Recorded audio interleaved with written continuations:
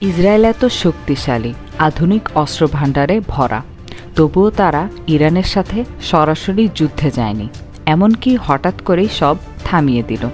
প্রশ্ন উঠেছে, ইসরায়েল কি ইরানকে ভয় পেয়ে গেল, নাকি এর পিছনে আরও বড় কিছু আছে? আজকে জেলিফিশ নিউজ রুমে জানব পুরো কাহিনী। 2024 সালের শেষ দিকে ইসরায়েল আর ইরানের মধ্যে উত্তেজনা চরমে পৌঁছায়।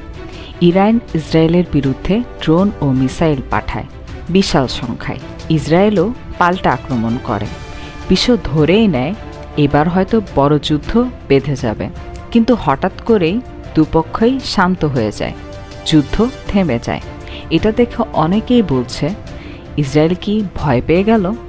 কিন্তু আসল কারণটা একটু অন্যরকম। কেন থেমে গেল যুদ্ধ? তিনটা বড় কারণ। প্রথমত, আন্তর্জাতিক চাপ। আমেরিকা, জাতিসংঘ, চীন, রাশিয়া সবাই ইসরায়েল ও ইরানকে যুদ্ধ না করার অনুরোধ করে, কারণ এদের যুদ্ধ মানেই গোটা মধ্যপ্রাচ্য জ্বলবে। দ্বিতীয়ত, অর্থনৈতিক কারণ। যুদ্ধ মানেই বিলিয়ন ডলার ক্ষতি। ইসরায়েল বুঝে গেছে, যদি বড় যুদ্ধ হয় ওদের অর্থনীতি ভেঙে পড়বে। একই চিন্তা করছে ইরানও। তৃতীয়ত, ভবিষ্যতের কৌশল। ইসরায়েল চায় না এখন যুদ্ধ করে নতুন শত্রু তৈরি করতে, বরং তারা অপেক্ষা করছে সুযোগের। যখন ইরান দুর্বল হবে তখন হামলা করাই ভালো পরিকল্পনা। তাহলে কি ইরান ভয় পেয়েছে? আসলে ভয় না, বরং এটা ছিল কৌশল। ইসরায়েল জানে এখন যদি যুদ্ধ হয় তাহলে ক্ষতি ওদেরই বেশি হবে। তারা যুদ্ধ চায়, কিন্তু স্মার্টলি, নিজেদের সময় মতো।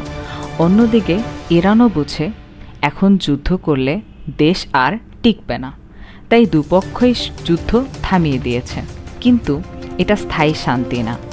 এই আগুন আবার জ্বলতে পারে যে কোনো সময়। আপনার কি মনে হয়, ইসরায়েল ভয় পেয়েছে, নাকি এটা ছিল একটা রাজনৈতিক চাল? কমেন্টে জানান। আর এইরকম আন্তর্জাতিক হট নিউজ পেতে জেলিফিশ নিউজ রুম সাবস্ক্রাইব করতে ভুলবেন না। ধন্যবাদ।